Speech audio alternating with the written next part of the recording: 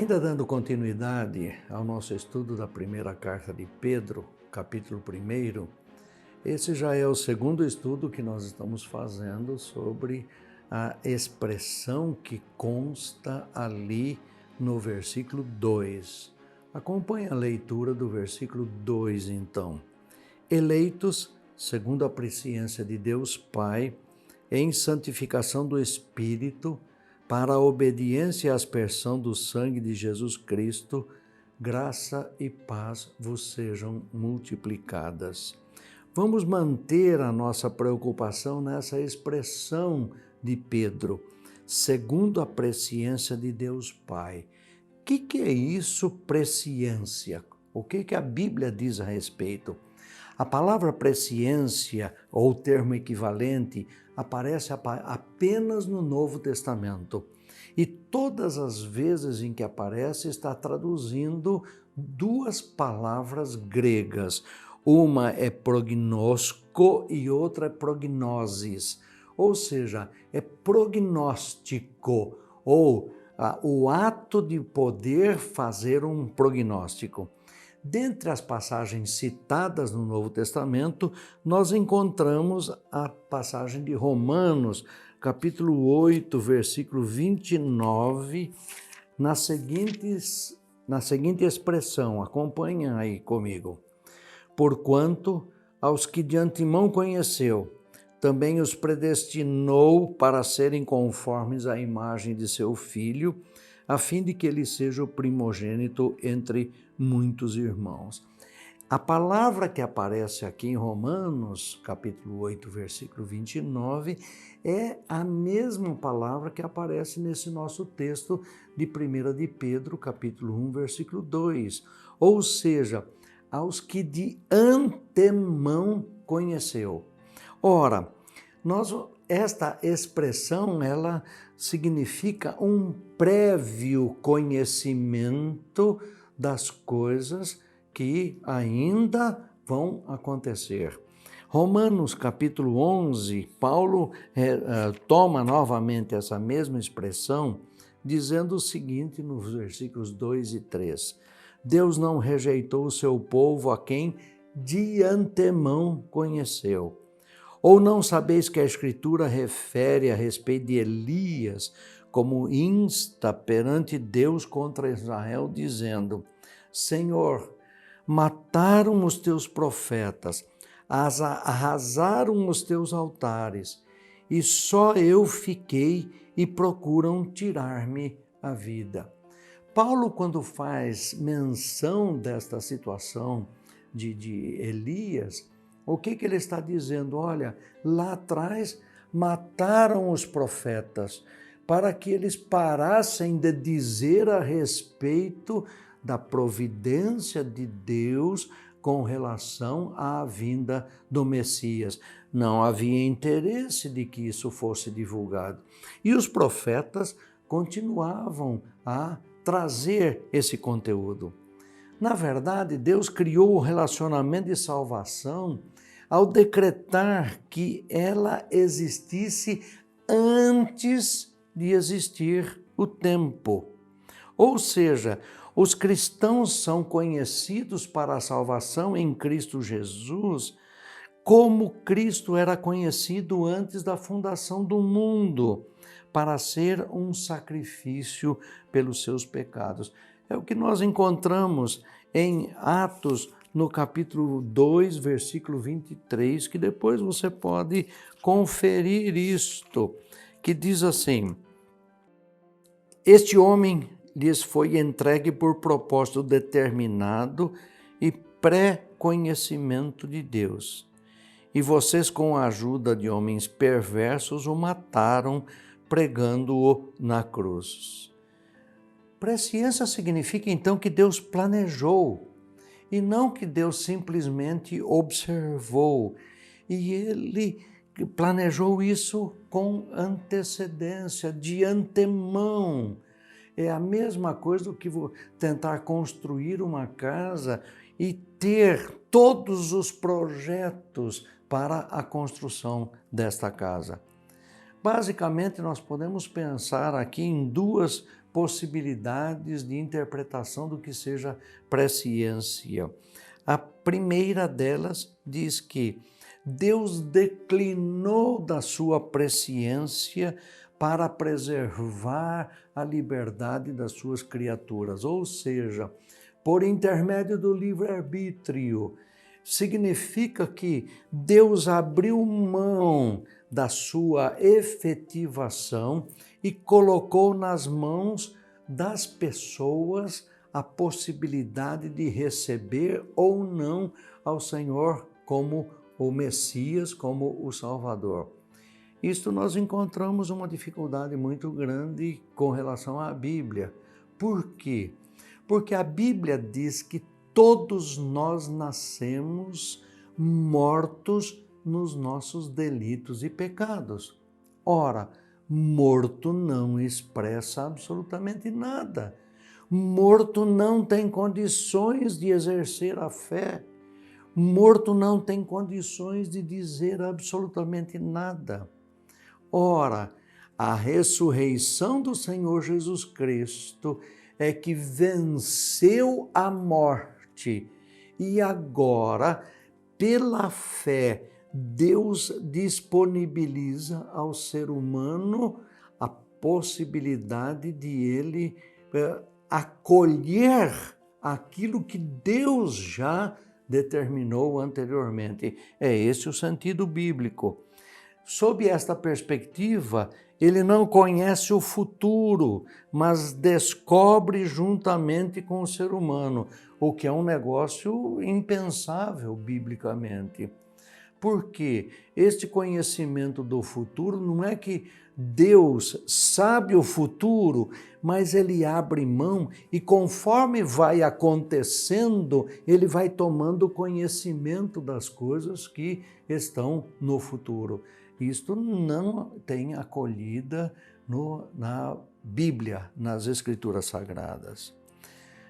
Mas também há uma outra possibilidade que diz que a presciência de Deus é a sua visão acerca do futuro. Essa presciência não é causativa, ou seja, essa presciência não é o que determina quais serão as ações.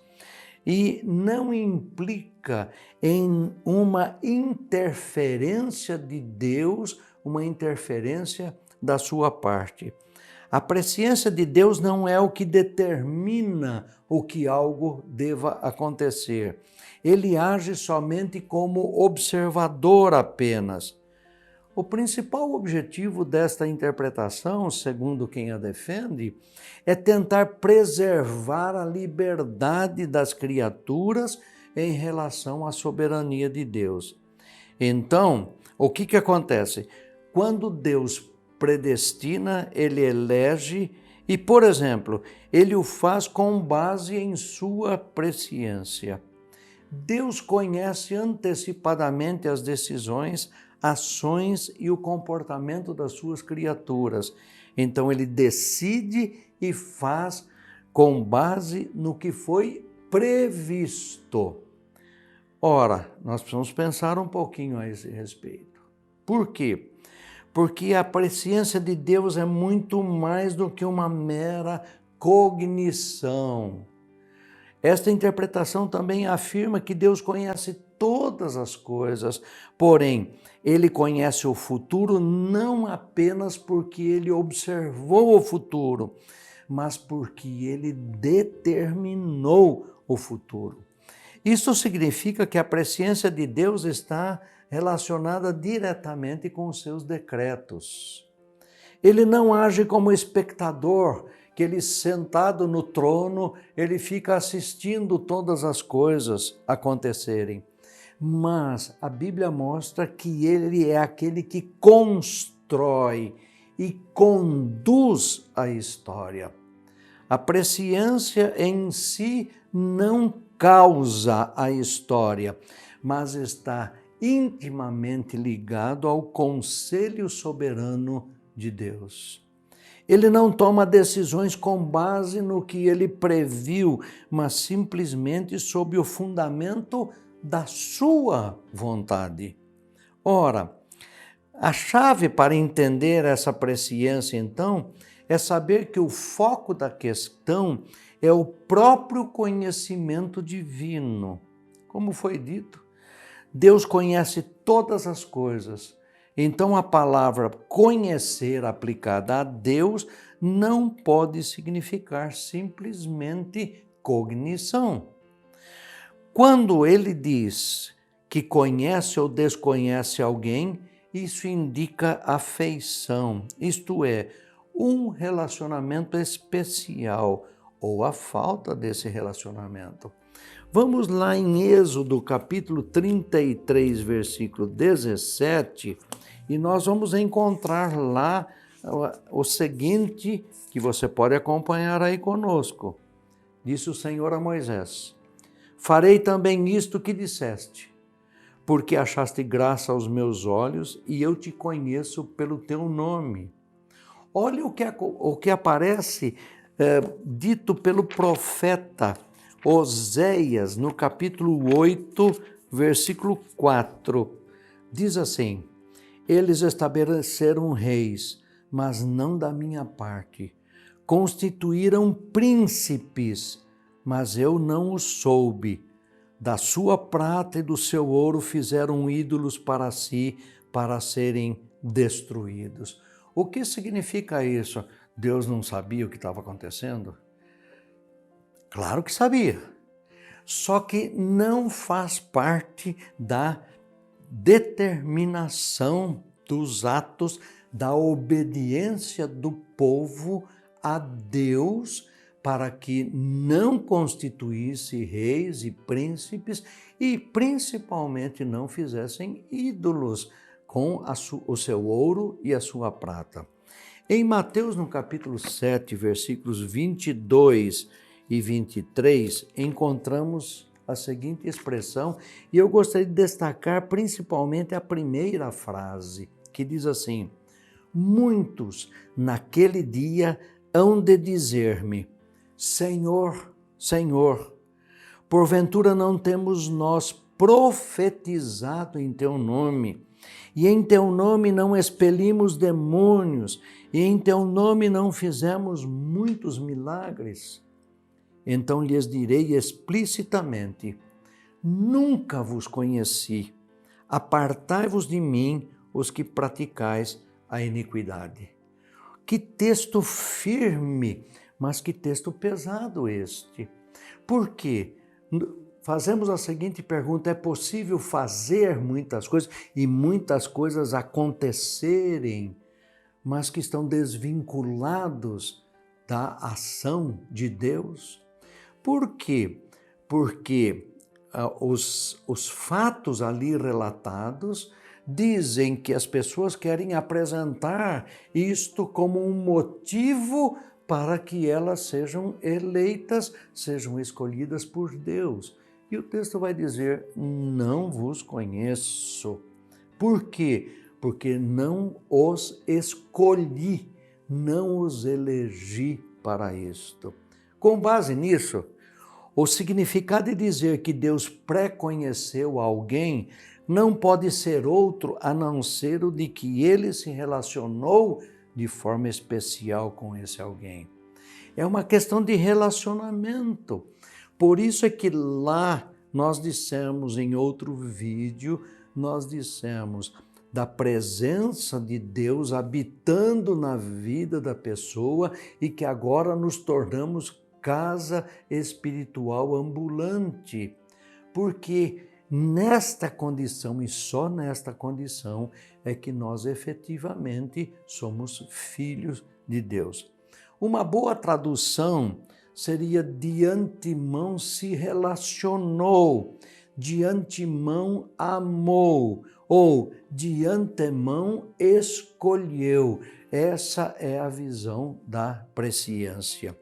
Também é preciso considerar que em todas as vezes que a palavra presciência é aplicada a Deus no Novo Testamento, ele sempre indica o pré-conhecimento de pessoas e não de fatos, escolhas, ações ou obras.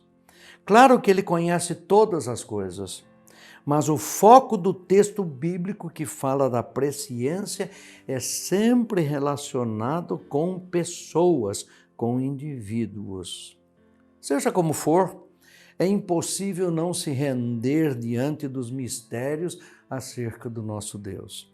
É impossível não reconhecer o quão inescrutáveis são os seus desígnios.